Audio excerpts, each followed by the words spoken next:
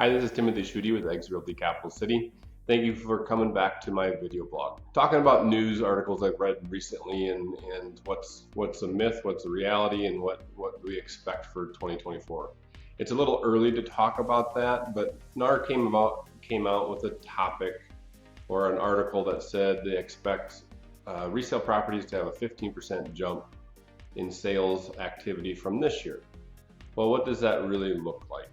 Well, first and foremost, a lot of demand has been taken away because of the high interest rates or higher interest rates. We're starting to see the marketplace get more used to the current interest rate environment. And in the last month or two, interest rates have really gone up, gone down, gone up, gone down. And the news articles about inflation came down, which was good. So we've had a positive inflation number.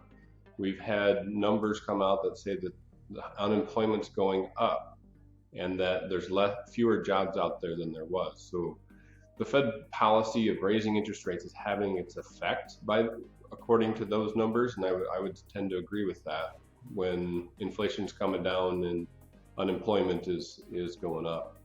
That should really ease our interest rate environment and lower our interest rates. But the Fed also had said we're going to stay higher for longer because they didn't see enough of the data coming out. So we have a little bit of conflicting news there.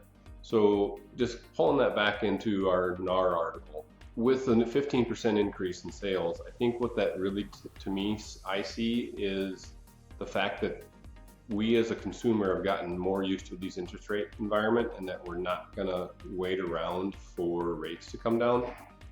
So there was one piece of that it's 10 months after the last rate hike, which is July, you might start to see the Fed reduce the rates, which would be sometime next year, May, let's say. Is that going to happen? We don't know. And I tend to say no, and I would also tend to say right now is the best time to buy. Fall months for real estate or winter months is really November, December, and then spring market starts in January. So if you want to avoid what could be seen as more multiple offer situations, you want to be buying between now and February, end of February, because I think in March we'll start seeing more multiple offer situations again, particularly if any rates change and come down.